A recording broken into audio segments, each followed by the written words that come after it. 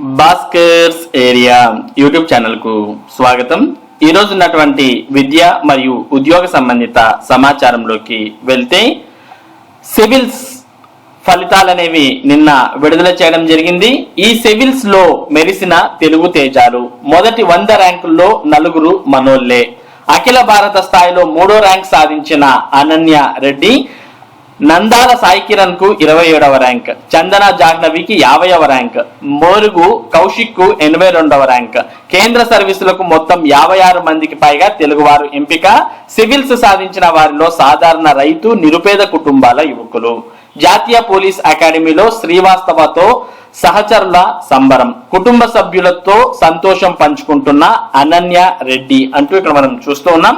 Civils toppers Aditya, Animesh Pradhan కు 2వ rank. అఖిల భారత సర్వీసులకు 1016 మంది ఎంపిక. సివిల్స్ లో మెరిసిన తెలుగు తేజాలు మొదటి 100 ర్యాంకుల్లో 4 మనోళ్లే అంటూ ఇక్కడ మనం చిత్రంలో కూడా సివిల్స్ లో మెరిసినటువంటి తెలుగు తేజాలకు సంబంధించిన చిత్రాలు కూడా మనం ఇక్కడ చూస్తూ ఉన్నాం. వారిలో అశ్విన్, మణిదీప్, అన్నపూర్ణ, ప్రత్యూష, గొబ్బిల్ల శ్రీ కృష్ణవాస్తవ్, బాన్ని వెంకటేష్, దొనాక పృథ్వీరాజ్, సాయితేజ, ఉదయ్, కృష్ణారెడ్డి, ధనుంజయ్ కుమార్, మరి వీరంతా కూడా సివిల్స్ పరీక్షల్లో మెరిసినటువంటి తెలుగు తేజాలు. ఇక ప్రదీప్ రెడ్డికి స్వీట్ తినిపిస్తున్న తల్లి కళావతి, తండ్రి సహదేవరెడ్డి అంటూ కూడా ఇక్కడ మనం చూస్తూ ఉన్నాం. ఇక మ్యాటర్లోకి వెళ్తే ఐఏఎస్, ఐపీఎస్, ఐఎఫ్ఎస్ వంటి అఖిల భారత సర్వీస్ లో నియామకాలకు union public service commission UPSC నిర్వహించిన సివిల్స్ లో 2023 తుది ఫలితాల్లో తెలుగు రాష్ట్రాల విద్యార్థులు ప్రభంజనం సృష్టించారు. అఖిల భారత స్థాయిలో 100 లోపు ర్యాంకుల్లో 4 తెలుగు వాళ్ళు ఉండడం విశేషం.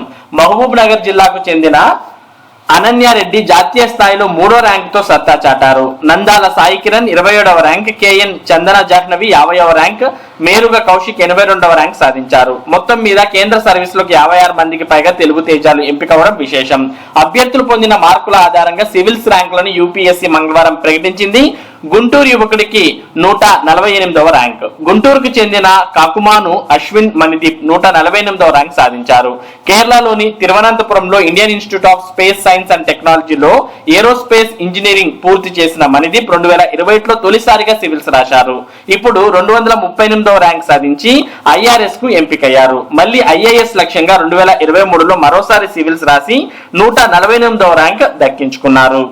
పశ్చిమ యువతికి 198వ ర్యాంక్. పశ్చిమ గోదావరి జిల్లా కాకళ్ళ మండలం సిసిలకి చెందిన గణేష్న భానుశ్రీ, లక్ష్మి, అన్నపూర్ణ, ప్రత్యూష 198వ ర్యాంక్ సాధించారు. ఢిల్లీ యూనివర్సిటీలో గ్రాడ్యుయేషన్ పూర్తి చేసిన ప్రత్యూష గతేడాది ఆగస్టులో విడుదలైన గ్రూప్ 1 ఫలితాల్లో రాష్ట్ర స్థాయిలో మొదటి ర్యాంక్ సాధించారు. ప్రస్తుతం ఏలూరు జిల్లా ట్రైనీ డిప్యూటీ కలెక్టర్ గా పనిచేస్తున్నారు.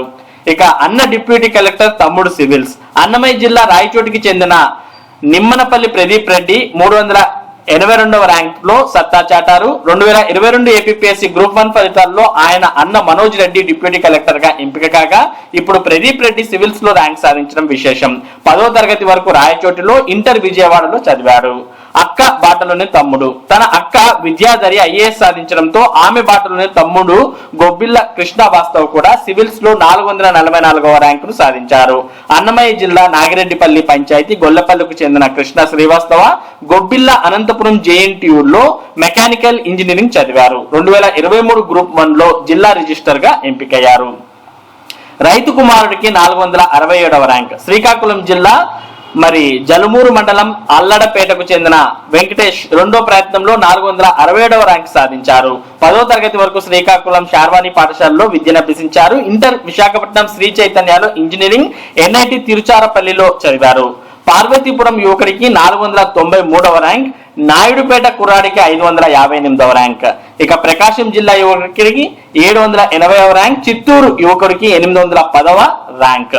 చిత్తూరు పులిచెర్ల మండలం మత్కువారిపల్లి పంచాయతీ గువ్వలవారిపల్లె దళితవాడకు చెందిన వి ధనుంజయ్ కుమార్ 810వ ర్యాంక్ సాధించారు. ధనుంజయ్ కుమార్ ఇంటర్ వరకు మదనపల్లి నవోదయ బీటెక్ ఈసీఈ శ్రీకాళహస్తి సమీపంలో స్కిట్ లో చదివారు.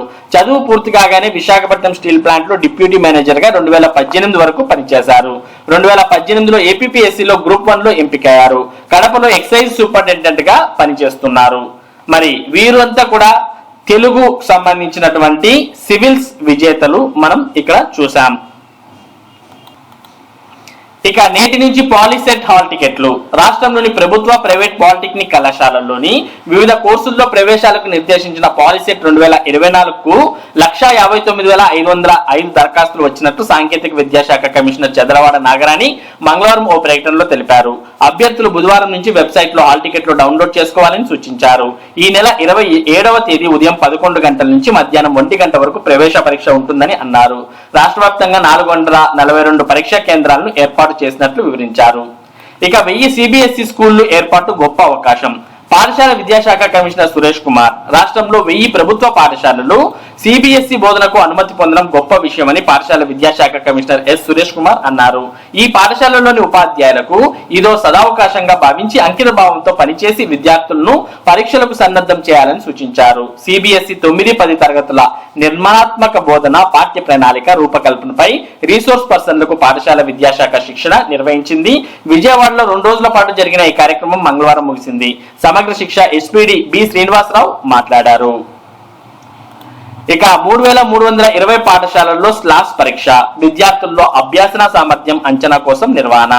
విద్యార్థుల్లో అభ్యాసన సామర్థ్యాలను అంచనా వేసేందుకు ప్రభుత్వం చర్యలు చేపట్టింది. ఇందులో భాగంగా ఈ విద్యా సంవత్సరం ముగింపు దశలో 4వ తరగతి విద్యార్థుల అభ్యాసన సామర్థ్యాలు తెలుసుకునేందుకు student learning achievement survey slash పరీక్షను మంగళవారం నిర్వహించింది. రాష్ట్ర వ్యాప్తంగా ఎంపిక చేసిన 3,320 పాఠశాలల్లో 82,000 మంది విద్యార్థులకు ప్రత్యేక పరీక్ష నిర్వహించారు. మంగళవారం నిర్వహించిన స్లాస్ కు 3,400 మంది సిఆర్పీలను ఫీల్డ్ ఇన్వెస్టిగేటర్లుగా నియమించినట్లు SCERT director doctor B Pratap Reddy తెలిపారు. సమగ్ర శిక్ష ఎస్పీడి బి శ్రీనివాసరావు పర్యవేక్షించారు. ఇక ఏపీ ఈఏపీ సెట్కు 3.54 లక్షల దరఖాస్తులు. ఇంజనీరింగ్, అగ్రికల్చర్, ఫార్మా కోర్సుల్లో ప్రవేశాలకు నిర్వహించే ఏపీ ఈఏపీ సెట్ 2024కు ఇప్పటి వరకు 3,54,235 మంది దరఖాస్తు చేసుకున్నట్టు సెట్ చైర్మన్ జేఎన్టీయూకే వీసీ ఆచార్య జీవీఆర్ ప్రసాద్ రాజు మంగళవారం ఒక ప్రకటనలో తెలిపారు. 23వ తేదీన కూడా పరీక్ష. ఏపీ ఈఏపీ సెట్ పరీక్షను మే 23వ తేదీ ఉదయం సెషన్ లో కూడా నిర్వహిస్తామని సెట్ కన్వీనర్ ఆచార్య వెంకటరెడ్డి తెలిపారు. తొలుత మే 16, 17 తేదీల్లో అగ్రికల్చర్, ఫార్మా విభాగానికి, 18 నుంచి 22 వరకు ఇంజనీరింగ్ విభాగానికి పరీక్షలు నిర్వహించాలని నిర్ణయించామని, ఈ ఏడాది అత్యధిక సంఖ్యలో దరఖాస్తులు రావడంతో 23వ తేదీ ఉదయం సెషన్ లో కూడా పరీక్ష నిర్వహించనున్నట్లు వివరించారు. అభ్యర్థులు 500 అపరాధ రుసుంతో ఏప్రిల్ 30 వరకు, 1000 రూపాయల అపరాధ రుసుంతో మే 5 వరకు, 5,000 రూపాయల అపరాధ రుసుంతో మే 10వ తేదీ వరకు, 10,000 రూపాయల అపరాధ రుసుంతో మే 12వ తేదీ వరకు దరఖాస్తు చేసుకోవచ్చని తెలిపారు. సందేహాలను https://cets.apsche.ap.gov.in వెబ్సైట్ లేదా 08842359599 08842342499 నంబర్లను లేదా హెల్ప్ డెస్క్ apesset@apsche.org మెయిల్ ద్వారా నివృత్తి చేసుకోవాలని సూచించారు. మరి ఇంకా ఎవరైనా ఏపీ సెట్ కు దరఖాస్తు చేయనటువంటి వారు ఉంటే ప్రస్తుతం మరి అపరాధ రుసుముతో మరి దరఖాస్తు చేసే అవకాశం ఉంది. ఇప్పటికే మరి 3,54,235 దరఖాస్తులు అనేవి ఏపీ సెట్ కు రావడాన్ని మనం గమనిస్తూ ఉన్నాం. ఇక రేపటి నుంచి ఆంధ్రప్రదేశ్ రాష్ట్రంలో నామినేషన్ల ప్రక్రియ. ఈ నెల 25 నామినేషన్లకు చివరి తేదీ. సార్వత్రిక ఎన్నికల నేపథ్యంలో ఆంధ్రప్రదేశ్ రాష్ట్రంలో గురువారం నుంచి అసెంబ్లీ, లోక్సభకు నామినేషన్ల ప్రక్రియ ప్రారంభం కానుంది. దీంతో మరింతగా పొలిటికల్ హీట్ పెరగనుంది. 4వ దశలో ఏపీలో ఎన్నికలు జరగనున్నాయి. మే 13న పోలింగ్ జరగనున్నది. లోక్సభ ఎన్నికలతో పాటు అసెంబ్లీ ఎన్నికల నేపథ్యంలో రాష్ట్ర వ్యాప్తంగా పొలిటికల్ హీట్ పెరిగింది. మొత్తం 7 దశల్లో ఎన్నికలు జరగనున్నాయి.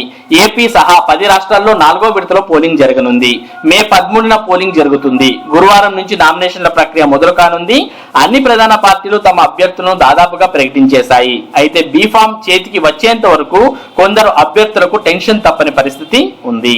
కాబట్టి మరి ఈ నెల 25వ తేదీ వరకు నామినేషన్లు స్వీకరిస్తారు. రేపటి నుంచి ప్రారంభమవుతుంది. మరి ఏపీ ఎన్నికల షెడ్యూల్ ఈ విధంగా ఉంటుంది అంటూ మనం షెడ్యూల్ ను కూడా ఇక్కడ క్లుప్తంగా చూస్తూ ఉన్నాం. ఏప్రిల్ 18న నామినేషన్ల స్వీకరణ, అంటే రేపటి నుంచి ప్రారంభమవుతుంది. ఇక ఏప్రిల్ 25వ తేదీ నామినేషన్లు స్వీకరించడానికి చివరి తేదీ. ఇక ఏప్రిల్ 26 నామినేషన్ల పరిశీలన, ఏప్రిల్ 29 నామినేషన్ల ఉపసంహరణకు చివరి తేదీ. ఇక మే 13 పోలింగ్ తేదీ, జూన్ 4 ఎన్నికల ఫలితాలు విడుదల. మే 13వ తేదీన పోలింగ్ జరిగితే జూన్ 4వ తేదీన ఫలితాలు అనేవి రాబోతున్నాయి. ఇక రేపటి నుంచి నామినేషన్ల స్వీకరణ అనేది ప్రారంభం కాబోతోంది. మరి ఇవి ఈ రోజు ఉన్నటువంటి విద్య మరియు ఉద్యోగ సంబంధిత సమాచారం. ఇటువంటి ముఖ్యమైన సమాచారాన్ని భాస్కర్స్ ఏరియా మీకు అందిస్తూ ఉంటుంది. మరి ఈ సమాచారం మీరు మిస్ కాకుండా పొందడానికి మన భాస్కర్స్ ఏరియా యూట్యూబ్ ఛానల్ కు సబ్స్క్రైబ్ అవ్వండి. Thank you for watching this video.